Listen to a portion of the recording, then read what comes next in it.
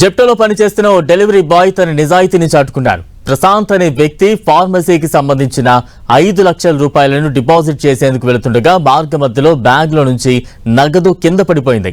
అదే సమయంలో ఆ రూట్ లో వస్తున్న Zepto delivery boy Shaik Vali నగదును గుర్తించాడు. వెంటనే ఆ నగదును నాగోల్ పోలీస్ స్టేషన్ కు తీసుకువెళ్లి పోలీసులకు అప్పగించాడు. కాసేపటి తర్వాత నగదు పోగొట్టుకున్న ప్రశాంత్ అనే వ్యక్తి పోలీసులకు ఫిర్యాదు చేశాడు.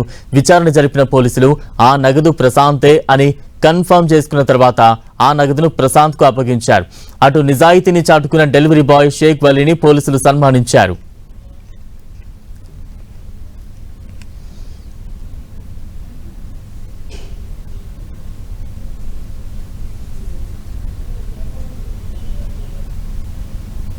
తనకు మెడికల్ షాప్ కు 5 లక్షల రూపాయలు తన యొక్క స్ప్లెండర్ బైక్ యొక్క పెట్రోల్ ట్యాంక్ కవర్ లో పెట్టుకొని వెళ్తున్నాడు.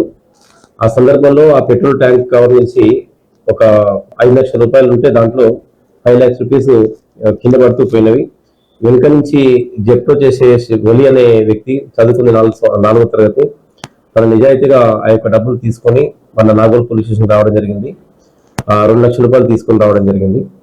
తర్వాత అతను ఒక అర్ధగంట తర్వాత నా పోలీస్ పైసలు వేయాలని చెప్పి రావడం జరిగింది.